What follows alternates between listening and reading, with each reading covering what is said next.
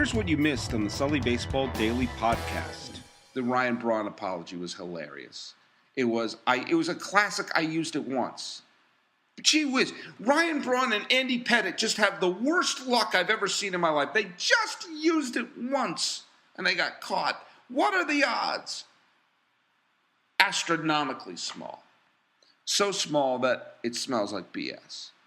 But Ryan Braun said, I used this one thing, I didn't know what it was, and I apologize to this person. Why are you apologizing to them? That's what I love, is when they say, I apologize to this person, but they don't say why.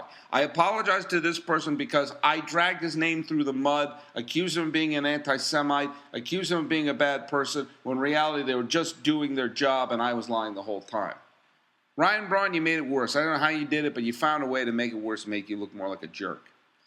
But now comes the time when you have people talk about, like, okay, you got to rescind his MVP.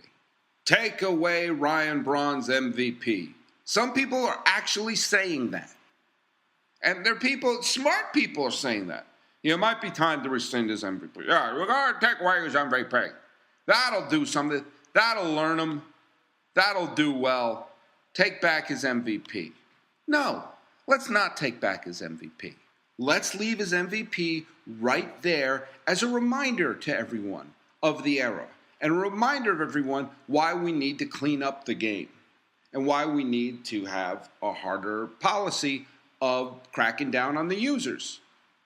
But there's another reason, and it brings to the more practical reason. If you start taking away Ryan Braun's MVP, when does it stop? What weird precedent are you sending? Because let's just take a look. Let's just take a look at MVPs since 1994, since the strike. And when the strike ended, that's when supposedly all of the PED use really skyrocketed. You have Ken Caminiti won an MVP, Juan Gonzalez won a couple, Pudge Rodriguez won one, Sammy Sosa won one, Jason Giambi won one, Barry Bonds won a bunch. Alex Rodriguez won a few. Miguel Tejada won one. Ryan Braun won one. Those are the ones we know we're using stuff. That's not even counting Pujols, who is pretty suspicious.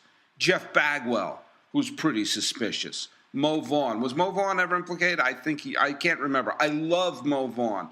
But, if someone told you Mo Vaughn was using something, would you be stunned?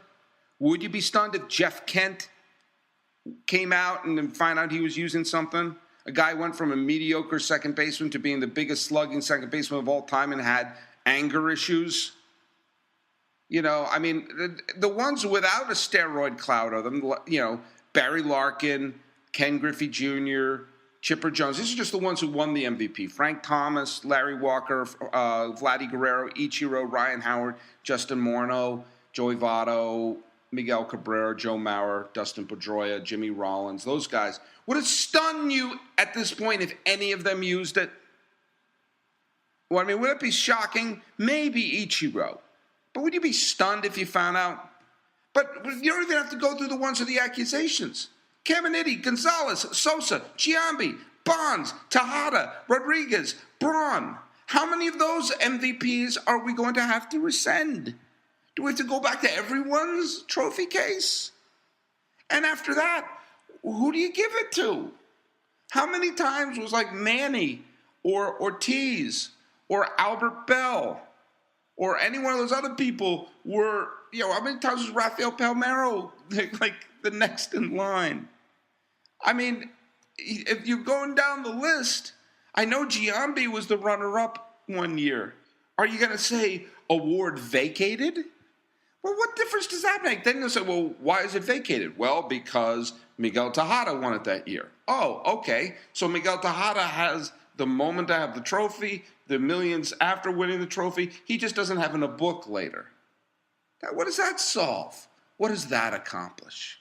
No, leave it in there as a reminder.